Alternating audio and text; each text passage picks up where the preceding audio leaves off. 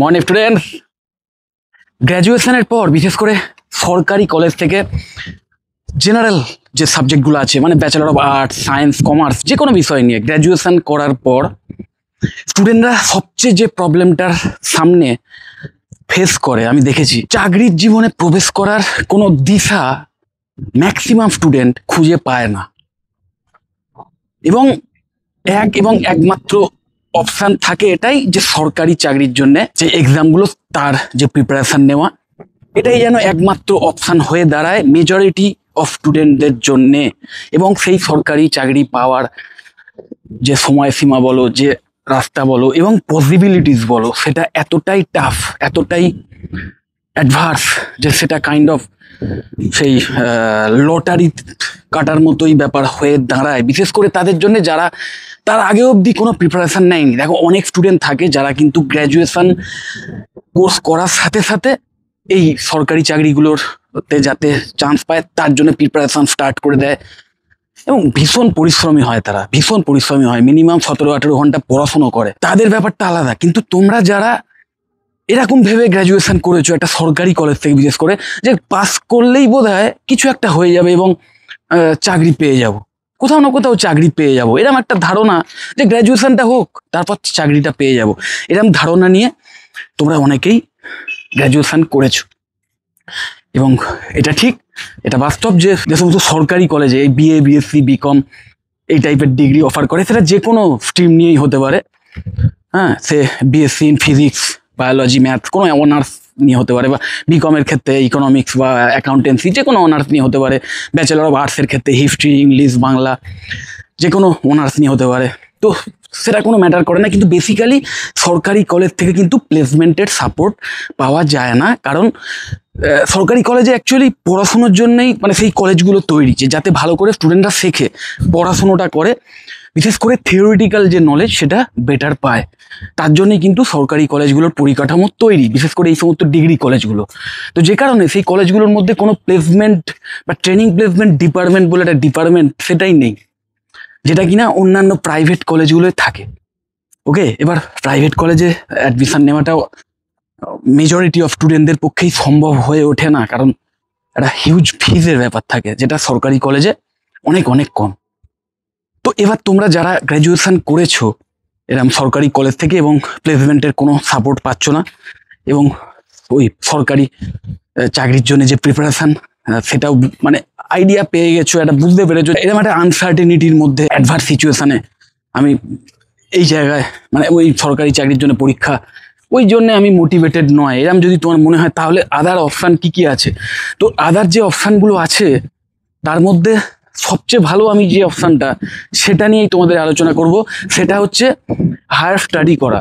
Higher study এমন জায়গা থেকে করা, আবার কোনো ভুল জায়গায় নয়, যে অলরেডি তুমি টাকা পয়সা বাঁচানোর জন্য বা তোমাদের ফ্যামিলির কন্ডিশন নেগেটিভ ছিল বলে তুমি সরকারি কলেজ থেকেই গ্র্যাজুয়েশন করেছো, খুব ভালো, তোমার এডুকেশনাল ডিগ্রি একটা এসে গেছে, এটা যথেষ্ট, এটা গ্র্যাজুয়েট হয়ে গেছো তুমি, যেটা কিনা অনেক চাকরি পাওয়ার ক্ষেত্রে মিনিমাম একটা মানে মাপকাঠি থাকে, তো সেটা তুমি অ্যাচিভ করে নিয়েছো।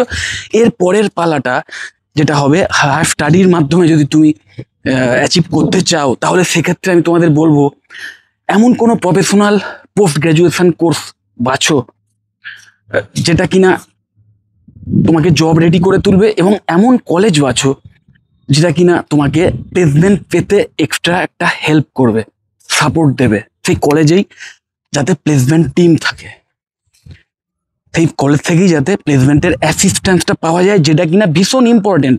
কারণ নিশ্চয়ই জানো, তুমি যদি এই যে সমস্ত জব কনসালটেন্সির যে ব্যাপারগুলো আছে, আমি শুনেছি এমন অনেক কনসালটেন্সিও আছে যেখানে টাকা পয়সার বিনিময়ে চাকরির একটা অফার করা হয়, যা নিশ্চয়ই তোমরা আইডিয়া করতে পারো যে এই ব্যাপারগুলো কতটা ফেক হতে পারে। আর যদি আইডিয়া না করে থাকো, তাহলে শুনে রাখো যে কোনো লেজিট কোম্পানি, এটা ভালো এমএনসি হোক বা যে কোনো, যেখানে সত্যি তাদের কর্মীর দরকার, তারা কখনো টাকার বিনিময়ে চাকরি দেয় না।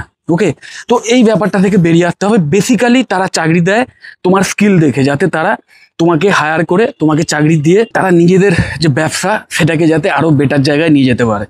তাদের যে কাজকর্ম চলছে অফিসে, তাদের যে কাজকর্ম তাদের কোম্পানিতে চলছে, তারা যে প্রোডাক্ট তৈরি করছে, তাতে যাতে এক্সট্রা একটা সাপোর্ট পেতে পারে তোমার থেকে। তোমার থেকে যাতে সার্ভিসটা নিতে পারে, তার বিনিময়ে তারা তোমাকে পয়সা দেবে। ওকে, তো এটাই তাদের মেন লক্ষ্য। তো মেন ব্যাপার এটাই, যাতে তুমি সেই রকম কোনো স্কিল সেট অর্জন করতে পারো। এবার ব্যাপারটা হচ্ছে তার জন্যে আমি 3টে কোর্সের সাজেশন তোমাদের দেবো। তার মধ্যে একটা সায়েন্সের স্টুডেন্টদের জন্যই স্পেসিফিক্যালি, আর বাকি যে দুটো থাকবে সেটা সবার জন্য। আর্টস, কমার্স, সায়েন্স যে কোনো স্ট্রিম থেকে এসে তোমরা চুজ করতে পারো। তো প্রথমেই জাস্ট সায়েন্স স্পেসিফিক যে কোর্সটার কথা বলছি, সেটা হচ্ছে MSc in computer science. MSc in computer science বিশেষ করে যে সমস্ত প্রাইভেট কলেজগুলোয় করানো হয়, সেই কলেজগুলো থেকে কিন্তু তোমরা কমপ্লিটলি প্লেসমেন্টের সাপোর্ট পাবে, অ্যাসিস্ট্যান্স পাবে।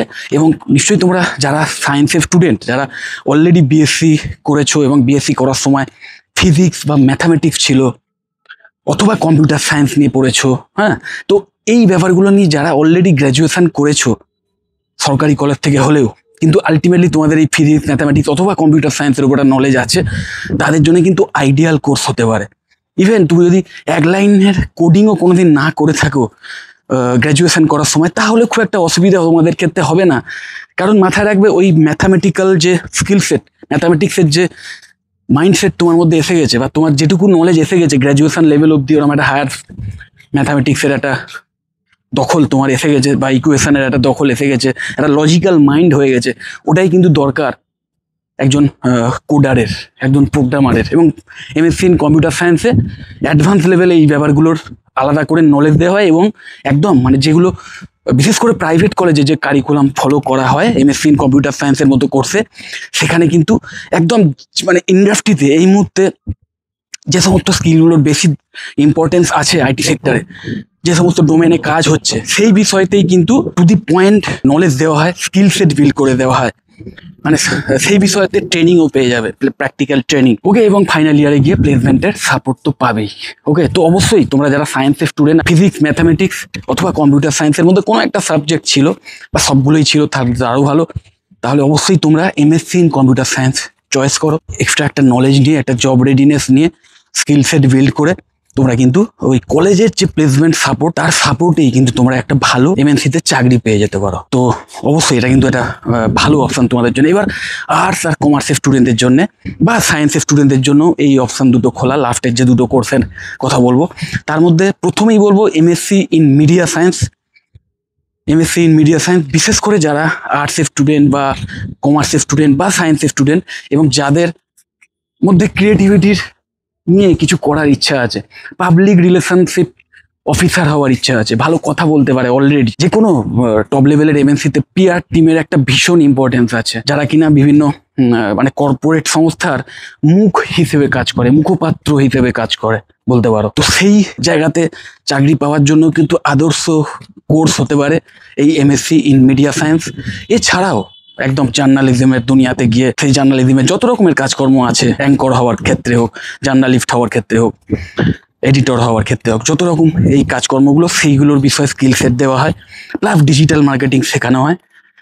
ডিজিটাল মার্কেটিং কিনা আজকের ওই যে কোনো কর্পোরেট সংস্থার মার্কেটিং যে সেকশন, তার একটা মেন স্তম্ভ বলতে পারো। ডিজিটাল মার্কেটিংয়ের মাধ্যমেই কিন্তু ম্যাক্সিমাম কর্পোরেট সংস্থায় এখন মার্কেটিং হয়, ছোট বড় যে কোনো কোম্পানিতে।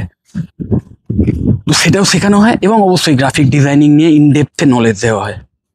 তো তোমরা যারা এই কম্পিউটার সাইভি, একটু কম্পিউটার রিলেটেড এই সমস্ত Photoshop, Premiere Pro, after effects, এই টাইপের সফটওয়্যার নিয়ে একদম প্রফেশনাল লেভেলে কাজ শিখতে চাও, তাদের জন্য কিন্তু আইডিয়াল কোর্স।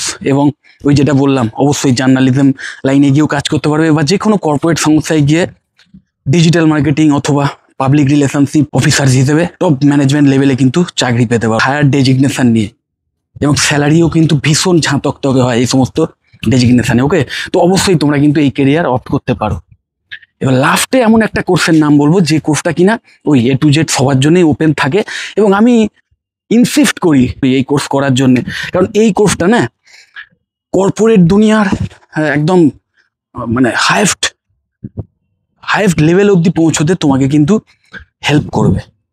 হাইয়েস্ট লেভেল অবধি পৌঁছানোর জন্য যে ব্যারিয়ারগুলো আছে, সেগুলোকে সরিয়ে দেয় এমন একটি কোর্স। কর্পোরেট দুনিয়ার যে কোনো ইন্ডাস্ট্রিতে একদম হাইয়েস্ট লেভেলে যেতে গেলে এই ডিগ্রিটা থাকলে কিন্তু অনেক এক্সট্রা একটা অ্যাডভান্টেজ পাবে। কোর্সটার নাম master of business administration, MBA। যতই নেগেটিভিটি হোক, দেখো একটা ব্যাপার হচ্ছে একটা কোর্সের মধ্যে তুমি কি কি শিখতে পারো, কি কি শিখতে চলেছো, সেটাই হচ্ছে মেন ব্যাপার। এবার সেটা তো সবাই নিতে পারে না। এবার যে ধরো পার্টিকুলার সেই কোর্স থেকে কিছু শিখলো না, কিছু জানলো না, কোনো স্কিলই বিল্ড করতে পারলো না, জাস্ট পাস করার জন্য পড়লো এবং পরীক্ষায়, যেহেতু এই সমস্ত প্রাইভেট কলেজে হোম গ্রাউন্ডে এক্সাম হয়, তো পাস করে বেরিয়ে গেল, কিন্তু চাকরি পেলো না, কারণ তার স্কিল সেটই নেই। তো তার কাছে তো সেই কোর্সের ভ্যালু থাকবে না, সে তো বেরিয়ে এসে সেই কোর্সের নামে বদনামি করবে। এবং বাস্তব এটাই যে মেজরিটি অফ স্টুডেন্ট তারা কিন্তু ফেলিওরই হয়, কারণ কি তারা ওই ক্যাজুয়ালি নেয়, এবং সাকসেস জিনিসটাই কিন্তু খুব রেয়ার, এবং সেটা পাওয়ার জন্য ভীষণ পরিশ্রম করতে হয়। সেই বিষয়ে 2 বছর ধরে যে পড়াশোনাগুলো করবে, একদম সেইটার উপর কমপ্লিটলি ফোকাস তো রাখতেই হবে। প্লাস শুধু ওই সিলেবাসের মধ্যেই আবদ্ধ থাকলে হবে না, যে সাবজেক্টটাই পড়বে সেটা নিয়ে সিলেবাসের মধ্যে যা যা আছে সেটা তো শিখতেই হবে, বইতে যা যা আছে সেটা তো জানতেই হবে। এছাড়াও আজকের অনলাইন প্ল্যাটফর্মে সার্চ করে সেই রিলেটেড আরও যা যা নতুন ফাইন্ডিংস আসছে, বা আরও এক্সট্রা যে অ্যাপ্রোচগুলো আছে, দৃষ্টিভঙ্গিগুলো আছে, আরও নতুন যে স্কিল সেটগুলো বিল্ড করা সম্ভব সেই সাবজেক্ট রিলেটেড, সেগুলোও কিন্তু তোমাদের খেয়াল রাখতে হবে এবং সেই স্কিলগুলো বিল্ড করতে হবে। তবেই কিন্তু তুমি পার্টিকুলার কোনো একটা কোর্স করে সাফল্য পাবে। এটা যে কোনো কোর্সের ক্ষেত্রে, এমবিএর ক্ষেত্রেও সেম জিনিস। এবং এমবিএ করার সময় আর একটা ভীষণ ইম্পর্টেন্ট জিনিস, সেটা হচ্ছে স্পেশালাইজেশন চয়েস করা। স্পেশালাইজেশন যদি মানে বেস্ট অফ দ্য বেস্ট বলো, আমি অবশ্যই প্রথমেই বলবো মার্কেটিং, দেন বিজনেস অ্যানালিটিক্স, বা তার আগেও তুমি ফিনান্সকে রাখতে পারো। এরা বিশেষ করে কমার্সের স্টুডেন্টদের জন্য আইডিয়াল হবে, কারণ তারা অলরেডি অ্যাকাউন্টেন্সি, ইকোনমিক্সের মতো সাবজেক্ট পড়ে এসছে, এবং যেখানে কিনা বিজনেস ম্যাথও ছিল। তো সেই সব ব্যাপারগুলো নিয়েই আরও আরও হায়ার লেভেলে গিয়ে ফিনান্স সাবজেক্টটা, ওকে। তো সেই ফিনান্সের উপর কিন্তু যে কোনো বিজনেস অর্গানাইজেশন তার যে মেন কাঠামো বলো, সেটা দাঁড়িয়ে থাকে কাইন্ড অফ ফিনান্সের উপর। তো ভীষণ হাই পেইং জব পাওয়ার ক্ষেত্রে হোক, বা ভীষণ সাস্টেনেবল জব পাওয়ার ক্ষেত্রে হোক, ফিনান্স কিন্তু একটা ভীষণ ফিউচারিস্টিক ফিল্ড আমি বলবো, অবশ্যই, ওকে। তো ব্যাংকিং সেক্টরের থেকে শুরু করে, মানে যেগুলো একদম টার্গেটেড অনলি ফর ফিনান্স, মানে ফিনান্সটাই যাদের মেন কর্মকাণ্ডের মধ্যে পড়ে, সেখানে হাই পেইং জব পাওয়ার সম্ভাবনা থাকছেই। তার সাথে সাথে যে কোনো কর্পোরেট সংস্থায় যে ফিনান্স ডিপার্টমেন্ট থাকে, সেখানে কিন্তু একদম টপ ম্যানেজমেন্ট লেভেলে চাকরি পাওয়ার সম্ভাবনা থাকবে, যদি এই ফিনান্স স্পেশালাইজেশনটা এমবিএ করার সময় চুজ করো এবং শেখো। শুধু চুজ করলে হবে না, চুজ করলে বইতে যা আছে পড়ে গেলে, পরীক্ষা দিয়ে মানে একটা ভালো রেজাল্ট করে নিলে হলো না।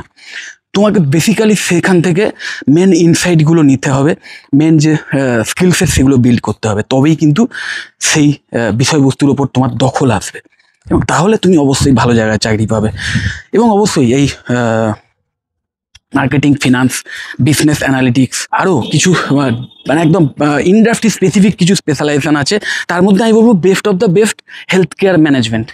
কারণ আজকে নিশ্চয়ই তোমরা জানো, মানুষের এই হেলথ কেয়ারের যে পরিষেবা, হসপিটাল, নার্সিংহোম থেকে শুরু করে বিভিন্ন ডায়াগনস্টিক সেন্টার যেগুলো আছে, ওকে, বা বিভিন্ন যে মেডিকেল যে ল্যাবগুলো আছে যেখানে ওষুধপত্র তৈরি হয়, সেই সমস্ত ক্ষেত্রে, বা মেডিকেল ইন্স্যুরেন্সের যে সেক্টরটা আছে, টেলিমেডিসিনের যে সেক্টরটা হয়েছে এখন নতুন নতুন ট্রেন্ড, এই সমস্ত বিষয়তে ম্যানেজারিয়াল পোস্টে গিয়ে কাজ করার দক্ষতা অর্জন করবে।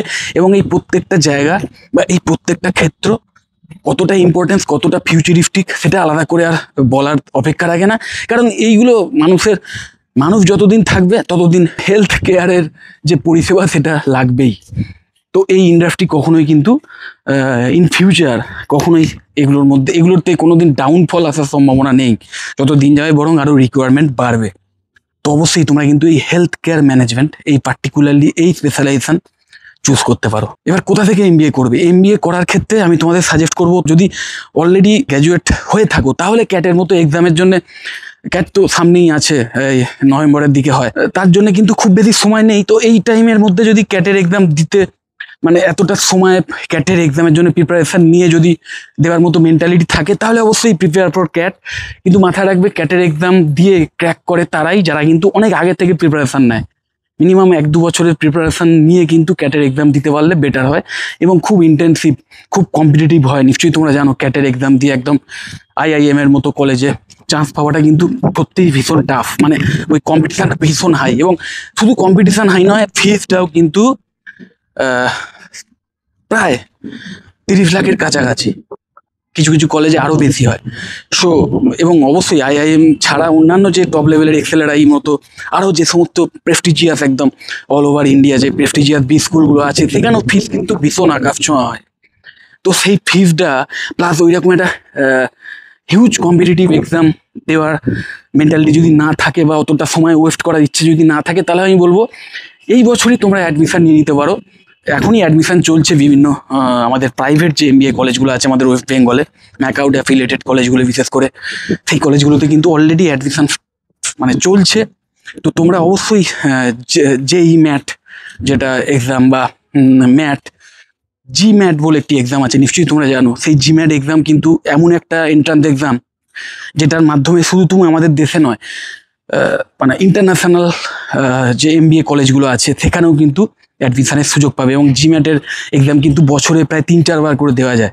ক্যাটের এক্সাম নিশ্চয়ই জানো বছরে 1 বার করে দেওয়ার সুযোগ আছে, সেক্ষেত্রে জিম্যাট কিন্তু বছরে 3-4 বার দেওয়ার সুযোগ হয়। এবং সেটা কিন্তু আরও আমার মনে হয় গ্ল্যামারের দিক থেকে ক্যাটের চেয়ে একটু বেটার আমার মনে হয়, যদিও এটা সেই কথা শুনলে অনেকে আমাকে রে করে উঠবে। যাই হোক, অ্যাডমিশন নিয়ে পড়াশোনাটা স্টার্ট করে দাও এবং এমন কলেজ চয়েস করো, যে কটা এমবিএ কলেজ আছে আমাদের ওয়েস্ট বেঙ্গলের মধ্যে, যে কলেজে প্লেসমেন্টের কমপ্লিট সাপোর্ট পাবে।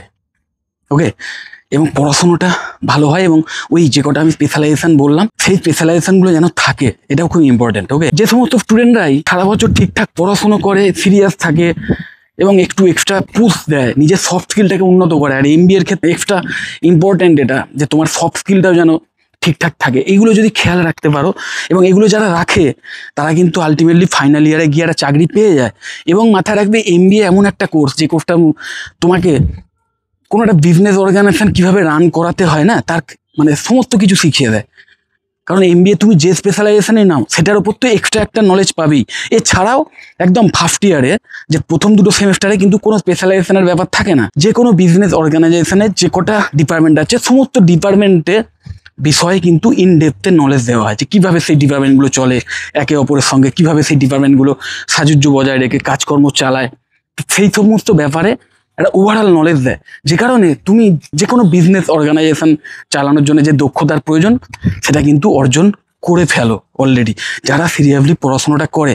তো তারপরে হয় কি, ওই ফাইনাল ইয়ারে প্লেসমেন্ট ড্রাইভ যখন হয়, অন ক্যাম্পাস হোক অফ ক্যাম্পাস হোক, কলেজ থেকে যেটা আয়োজন হয়, সেখানে তো টপ লেভেলের এমএনসিরা আসে ভালো স্টুডেন্টদের হায়ার করার জন্যে। তো সেখানে যদি প্রমাণ করতে পারো নিজেকে, তাহলে অবশ্যই একটা ভালো স্যালারি নিয়ে তোমরা চাকরি পেতে পারো। চাকরি তো পেয়ে যাবে, সেই সম্ভাবনা তো থাকছেই। তার সাথে সাথে অ্যাডেড যে অ্যাডভান্টেজ এমবিএ করা, সেটা এটাই যে যেহেতু তুমি বিজনেসের A to Z বলতে গেলে, একটা বিজনেস একদম কিভাবে একদম শূন্য থেকে কিভাবে স্টার্ট করতে হয়, সেটাকে কি করে আস্তে আস্তে বড় করতে হয়, আস্তে আস্তে সেটাকে ফ্লারিশ করতে হয়, সেই পুরো ব্যাপারটা তুমি শিখে যাও এমবিএ করার সময়। যে কারণে তোমার মধ্যে যে কোনো বিজনেস স্টার্ট করার যে কনফিডেন্স সেটা চলে আসে এবং নলেজ চলে আসে। বুঝতে পারছো, চাকরি যদি নাও পাও সেক্ষেত্রেও তুমি নিজেই হয়তো একটা সফল বিজনেসম্যান হয়ে উঠতে পারো, একজন ভালো মানে একটা ভালো স্টার্ট আপ করে একটা ভালো মানে বিজনেস দাঁড় করাতে পারো। ইভেন অনেক স্টুডেন্ট এমনও দেখা যায় যে এই কোর্স করার আগে হয়তো চাকরি করব এই মেন্টালিটি নিয়েই কোর্সটা করে, কিন্তু কোর্সটা কমপ্লিট করার পরে এতটাই কনফিডেন্স পেয়ে যায় যে সে কিন্তু ওই চাকরি পেয়েও সেটা না নিয়ে নিজেই স্টার্ট আপ শুরু করে। ওকে, তো এই ব্যাপারটাও কিন্তু হয়, কারণ বিজনেস জিনিসটা যারা জানে তারা জানে যে বিজনেস জিনিসটা বেসিক্যালি টাকা থাকলেই হয় না। বিজনেস হচ্ছে কমপ্লিটলি একটা টেকনিক্যাল ব্যাপার। ইয়েস, বিজনেস একটা টেকনিক্যাল ব্যাপার, যেটা পুরোটাই শিখতে হয়। এবং সেই শিক্ষাটাই কিন্তু এমবিএর যে কারিকুলাম তার ছত্রে ছত্রে আছে। তো যাই হোক, যদি এই সমস্ত কোর্স নিয়ে আমার থেকে এক্সট্রা কিছু জানতে চাও, কোনো পার্টিকুলার কলেজ সম্পর্কে কিছু জানতে চাও, তাহলে অবশ্যই আমাকে কল বা হোয়াটসঅ্যাপ করতে পারো, আমি তোমাদের অ্যাসিস্ট্যান্স দিয়ে দেবো। যদি মনে হয় ভিডিওটা হেল্পফুল, অবশ্যই লাইক করো। চ্যানেলটা যদি সাবস্ক্রাইব না করে থাকে এক্ষুনি সাবস্ক্রাইব করো, আর ভিডিও যতটা পারো শেয়ার করে দিও। টাটা।